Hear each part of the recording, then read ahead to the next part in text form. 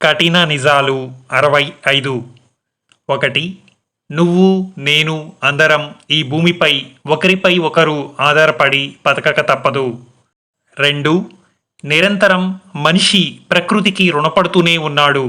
అలాగే తోటి మనుషుల సాయం తీసుకుంటూనే తన పనులు పూర్తి చేసుకుంటున్నాడు. కానీ అవసరం ఉన్నప్పుడు ఒకలా, అవసరం తీరిపోయాక మరోలా మారిపోయే జీవి మనిషి మాత్రమే ఈ అనంత విశ్వంలో. 3. ప్రకృతిపై ఆధారపడుతూ ప్రకృతిని నాశనం చేసేవారు అసలు మనుషులే కారు, నీచహీనులు. ప్రకృతిని అభివృద్ధి చేయకపోయినా పర్లేదు, కానీ వినాశనం చేసే హక్కు మాత్రం ఏ మనిషికి ఇతర జీవులకి లేదు. ప్రకృతి కోపిస్తే సమస్త ప్రపంచం వినాశనానికి గురికాక తప్పదు. 4. డబ్బు, అధికారం, అహంకారం, విలాసాల మాయలో చేయాల్సిన తప్పులు మనిషి చేస్తే తద్వారా పొందాల్సిన ముప్పులు కూడా ముందు ముందు అనుభవించక తప్పదు.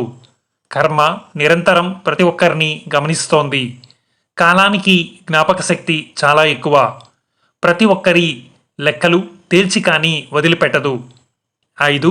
అరుదైన మానవ జన్మ పొందడం చాలా అదృష్టం. ఊపిరి ఉన్నంత వరకు మంచిగా, ధర్మబద్ధంగా, ఇతరులకు హాని చేయకుండా బ్రతకడమే నీ బాధ్యత. ధర్మస్థాపన కోసమే ఈ జీవితం. ఎవరికీ ఎలాంటి ఇబ్బందిని కలిగించకు. ప్రతి క్షణం భగవంతుడు ఇచ్చిన ఒక గొప్ప వరం.